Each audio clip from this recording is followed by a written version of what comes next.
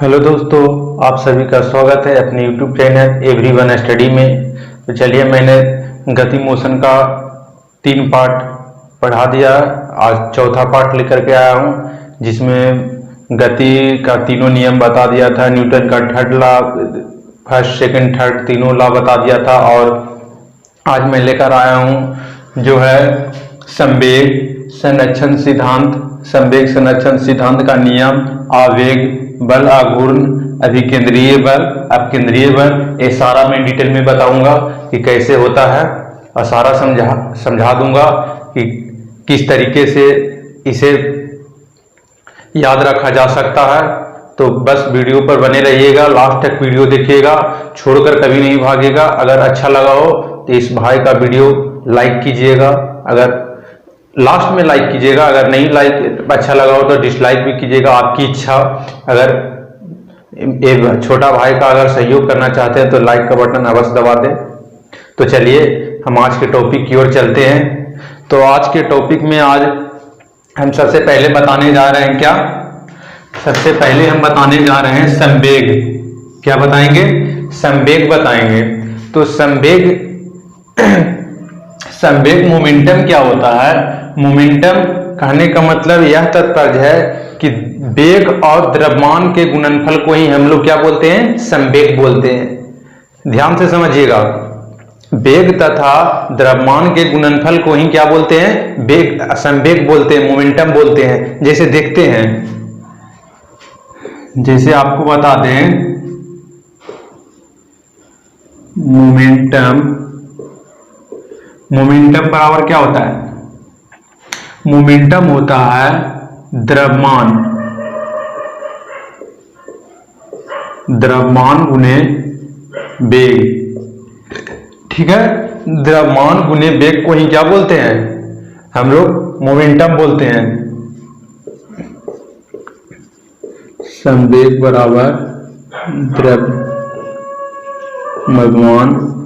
गुने वेग। ठीक है, इसका एसआई यूनिट देखते हैं। क्या देखते हैं? एसआई यूनिट देखते हैं क्या होता है। एसआई यूनिट आपको बताते हैं कि द्रव्यमान को किसमें मापा जाता है? केजी में। ठीक है, अब वेग को किसमें? वेग आपको पहले पिछले क्लास में हमने बताया था कि वेग और चाल दोनों क्या होता है? इक्वल होता है, बराबर होता है। तो वेग को क्या होगा? वेग के हो जाएगा मीटर प्रति सेकेंड। तो इसका क्या हो जाएगा? लिखा जाएगा केजी मीटर प्रति सेकेंड। ये क्या है? एसआई यूनिट है संवेग का। ठीक है, अब देखते हैं कि संवेग सदिश या अदिश। संवेग आपको बताए थे एक ट्रिक कि जिसमें लगा होगा उसे क्या बोलते हैं? सदिश राशि बोलते हैं, जिसमें न लगा होगा उसमें अदिश राशि बोलते हैं। जैसे आपको अपवाद में 2 चीज बताया था कि विद्युत धारा और दाब क्या होता है? जो एक अपवाद है, ये दोनों क्या है? अपवाद में होते हैं, जो वह लगे हुए भी या अदिश राशि होते हैं। ठीक है, तो इसमें लगा है क्या? तो इसको क्या बोलेंगे? संवेग क्या है? सदिश राशि है, सदिश राशि होते हैं। ठीक है, यहां तक समझ में आ गया? मोमेंटम क्या है? वेग तथा द्रव्यमान के गुणनफल को क्या बोलते हैं? मोमेंटम बोलते हैं। ठीक है, आई होप, आशा करता हूं कि आपको समझ में आया हो। चलिए आगे देखते हैं संवेग संरक्षण का सिद्धांत क्या होता है। ठीक है, conservation of momentum. Conservation of momentum क्या होता है? कंजर्वेशन ऑफ मोमेंटम के कहने का मतलब तात्पर्य यह है कि जब कोई वस्तु किसी कण या समूह के, जब किसी वस्तु के कण या समूह के उस पर कोई बाह्य बल कार्य नहीं करता है, तब उसका जो कुल संवेग होता है, जो क्या होता है? बराबर होता है। मेरे कहने का मतलब यह तात्पर्य है कि जो टक्कर के पहले और टक्कर के बाद जो संवेग होता है वो क्या होता है? बराबर होता है। ठीक है, फिर से समझ लीजिए, जब कोई वस्तु के किसी समूह या निकाय के समूह या निकाय पर कोई बाह्य बल अगर नहीं लगता है, बाह्य बल कार्य नहीं करता है, तब उसका जो संवेग होता है ना, जो संवेग होता है वह क्या होता है, बराबर होता है। जैसे कोई वस्तु है, ठीक है, वो टक्कर से पहले जो संवेग रहता है और टक्कर के बाद जो रहता है वो दोनों क्या होता है, इक्वल होता है। ठीक है, आई होप आशा करता हूं समझ में। देखिए संवेग संरक्षण सिद्धांत का मतलब यही होता है। ठीक है, आगे चलते हैं। क्या हमने बता दिया संवेग, अब आवेग बताते हैं, इंपल्स, इसको क्या बोलते हैं, इंपल्स बोलते हैं। तो आवेग क्या होता है, आवेग होता है जैसे जब कोई बल किसी कम समय के लिए किसी वस्तु पर छोटे समय के लिए कार्य करता है तो उसी को हम क्या बोलते हैं, इंपल्स बोलते हैं। ठीक है, आवेग बोलते हैं। जैसे आपसे एक एग्जांपल देते हैं कि आप बताइए कि जैसे कोई अगर काठी ठोकता है तो उस पर हथौड़े पर मारता है तो वह किसका एग्जाम्पल है, तो आप क्या बोलिएगा कि भाई ये तो क्या है, इसका ये आवेग का एग्जाम्पल है। ठीक है, जैसे कोई कील पर, जैसे एक कील है, ठीक है, इससे अगर मारे तो कितना कम समय के लिए इस पे हम कार्य किए, कम समय के लिए इस पे हम ठोकर कितने तत्क्षणिक चाल के लिए हम मारे और तुरंत हटा लिए, तो इसी को हम क्या बोलते हैं, आवेग बोलते हैं। यानी कि कोई बल अगर लगाया तो क्या कम समय के लिए लगाए, उसी को हम क्या बोलते हैं, आवेग बोलते हैं। ठीक है, आई होप आशा करता हूं समझ में आया होगा। चलिए आगे देखते हैं। क्या आगे अब है, क्या बल अघूर्ण है। ठीक है, बल अघूर्ण है। जब कोई बल एक अक्ष के परितः घुमाने के लिए जो कार्य करता है उसी को हम क्या बोलते हैं, बल अघूर्ण कहते हैं। ठीक है, जब कोई बल एक अक्ष के परितः घुमाया जाता है तो जो कार्य करता है उसी को क्या बोलते हैं, बल अघूर्ण बोलते हैं। बल अघूर्ण के फॉर्मूला देखते हैं क्या होता है। बल अघूर्ण बराबर होता है बल अघूर्ण बराबर होता है क्या, बल गुने अघूर्ण भुजा। अघूर्ण भुजा, इसको भुजा भी केवल बोल सकते हैं। बल अघूर्ण बराबर होता है बल गुने अघूर्ण भुजा। ठीक है, इसके एसआई यूनिट देखते हैं क्या होता है। एसआई यूनिट बल के तो आप जानते हैं कि न्यूटन होता है, हाँ, भुजा को किसमें मापा जाता है, मीटर में, तो इसीलिए इसका क्या होता है, एसआई यूनिट न्यूटन मीटर होगा। बल अघूर्ण का एसआई मात्रा क्या होता है, न्यूटन मीटर होता है। ठीक है, आई होप आशा करता हूं समझ में आया होगा। अगर अच्छा लग रहा होगा वीडियो तो वीडियो को लाइक कीजिएगा, सब्सक्राइब कीजिएगा, बेल आइकन को दबा जाइएगा। अगर आपके कोई दोस्त होंगे तो दोस्त के पास शेयर भी कीजिएगा अगर वीडियो अच्छा लगे तो। चलते हैं आगे, वीडियो में क्या होता है आगे। देखिए हम आपको क्या क्या बता दिए, संवेग बता दिए, संवेग संरक्षण का नियम बता दिए, आवेग बता दिए, बल अघूर्ण बता दिए। अब सरल मशीन क्या होता है। सरल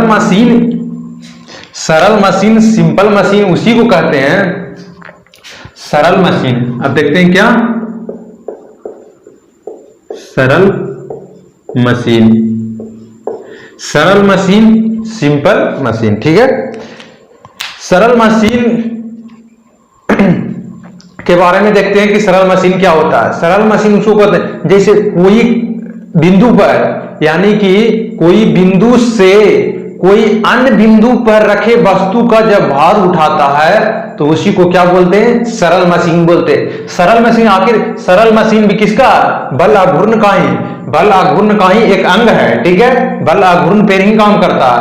जैसे आपसे पूछे, जैसे कोई सुई का कण है तो यहाँ पे है, यहाँ पे रखा कोई वस्तु है, यहाँ से ये रहता है, इसी पर ना कार्य करता है, घूमता है, तो उसी को हम क्या बोलते हैं, बल सरल मशीन कहते हैं। ठीक है, जैसे कोई ऐसा बिंदु होता है वहां पे रख करके किसी अन्य वस्तु पर रखा वस्तु को उस पर भार उठाता है तो उसी को क्या बोलते हैं, सरल मशीन बोलते हैं, सिंपल मशीन बोलते हैं। ठीक है, आई होप आशा करता हूं समझ में आया होगा। ठीक है, अगर समझ में नहीं आया तो वीडियो को रिपीट कर करके देख लीजिएगा, सब समझ में आ जाएगा। ठीक है, अब आगे चलते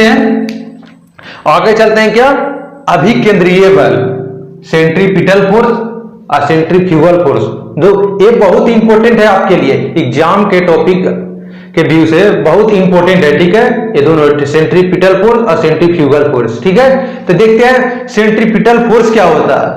सेंट्रीपिटल फोर्स वह एक बल होता है जो किसी वृत्ताकार मार्ग पे, आप चलिएगा ना तब अभिकेंद्रीय बल कार्य करता है। बिना अभिकेंद्रीय बल के आप वृत्ताकार मार्ग पर नहीं चल सकते हैं, ठीक है। तो देखते हैं अभिकेंद्रीय बल सेंट्रीपिटल फोर्स क्या होता है, ठीक है। जैसे देखते हैं, जैसे आपको बताते हैं ये कोई वृत्त है, ठीक है। यहां से हम चलना शुरू किए, यहां से चलते गए चलते गए चलते गए, ठीक है। वृत्त की त्रिज्या क्या है, इसको r मान लेते हैं। क्या मान लेते हैं, वृत्त की त्रिज्या क्या मान लेते हैं, r मान लेते हैं, ठीक है। अब देखते हैं कि वृत्त की त्रिज्या r मान लेते हैं। कौन वृत्त की त्रिज्या r है, ठीक है। यहां से चला तो ये चलने के पश्चात क्या होगा, एक अंदर से वृत्त के केंद्र से एक व्यक्ति पर कौन सा बल कार्य कर रहा है, कोई बल कार्य करता है, उसी को हम क्या बोलते हैं, जो बल कार्य करता है उसी को हम अभिकेंद्रीय बल कहते हैं। समझ में आया। देखिए फिर से सुनिए, जब कोई वृत्ताकार मार्ग या पथ पे कोई व्यक्ति गमन कर रहा है तो जो अंदर से केंद्र से जो व्यक्ति पर कोई बल कार्य कर रहा है उसी को हम अभिकेंद्रीय बल सेंट्रीपिटल फोर्स कहते हैं, ठीक है। तो तो इसको फार्मूला देखते हैं, ठीक है। इसका फार्मूला देखते हैं क्या होता है।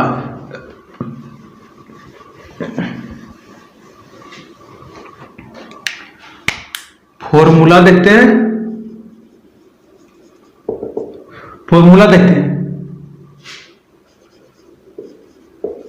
अभिकेंद्रीय बल। जब कोई बल, मान लेते हैं कि v वेग से कोई m वस्तु द्वारा, m द्रव्यमान की कोई वस्तु है, ठीक है, v वेग से गति कर रहा है, ठीक है, v वेग से गति कर रहा, और त्रिज्या क्या होना चाहिए, r होना चाहिए। तो क्या हो जाएगा, F बराबर mv स्क्वायर बटा r हो जाएगा, यानी कि F बराबर mv स्क्वायर बटा r हो जाएगा। यहां तक समझ में आया। जब कोई वस्तु या कोई व्यक्ति वृत्ताकार मार्ग पर चल रहा है और जो वृत्त के केंद्र से जो बल लग रहा है उसी को हम क्या बोलते हैं, अभिकेंद्रीय बल बोलते हैं, ठीक है। चलते हैं आगे। अब देखते हैं क्या है, अब है आपका क्या, अब आपका है अपकेंद्रीय बल। क्या है, अपकेंद्रीय बल। अपकेंद्रीय बल ही अभिकेंद्रीय बल का भाग है। जैसे हमने आपको न्यूटन का ठरला बताया था, क्रिया के बराबर विपरीत प्रतिक्रिया, उसी को हम क्या बोलते हैं, उसी के आधार पर ये जो क्या है, अभिकेंद्रीय बल है, ठीक है। अभिकेंद्रीय बल और अपकेंद्रीय बल है, ठीक है। तो अभिकेंद्रीय बल बताए कि इसका एग्जांपल देख लीजिए, ठीक है। आप देख लिए, देखिए इसको और त्रिज्या वाला, तो अपकेंद्रीय बल क्या करता है, अपकेंद्रीय बल के कहने का मतलब यह है कि जो अपकेंद्रीय बल है जो अभिकेंद्रीय बल के विपरीत दिशा में कार्य करता है। जैसे अभी आपको बताएं, और त्रिज्या, एक जो बल लगा रहा था कहां, केंद्र से इस दिशा की ओर लगा रहा था, लेकिन अपकेंद्रीय बल होता है जो इस दिशा की ओर बल लगाता है, ठीक है। बाहर से अंदर की ओर बल लगाता है कौन, अपकेंद्रीय बल लगाता है, और अभिकेंद्रीय बल है जो अंदर की ओर बल लगाता है, ठीक है। केंद्र की ओर बल, केंद्र से जो बल लगाता है, समझ गए।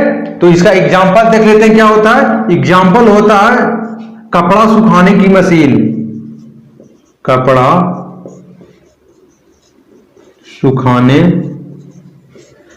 वाली मशीन, ठीक है। कपड़ा सुखाने वाली मशीन, दूध से मक्खन निकालने की मशीन, दूध से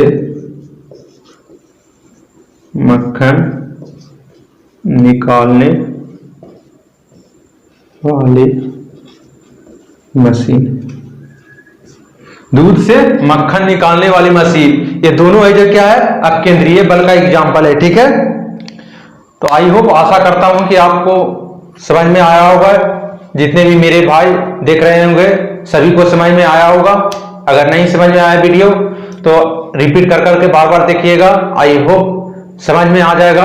भागिएगा नहीं, वीडियो छोड़कर कभी भी भागिएगा नहीं। अब मैं एवरी डे मैं प्रतिदिन आपके लिए फिजिक्स का हर टॉपिक लेकर आता रहूंगा। एग्जाम देते देते सारा फिजिक्स खत्म कर दूंगा, ठीक है, और सारा इंपॉर्टेंट क्वेश्चन भी करवा दूंगा, जिससे आपको एग्जाम में कोई प्रॉब्लम नहीं होगा। ग्रुप डी हो, एनटीपीसी हो, एसएससी हो, सारा एग्जाम में आपके लिए क्वेश्चन देखने के लिए मिलेगा फिजिक्स से, ठीक है। तो तब तक के लिए आप खुश रहिए, खाइए और पढ़िए। अब आपसे विदा लेता हूं। जय हिंद।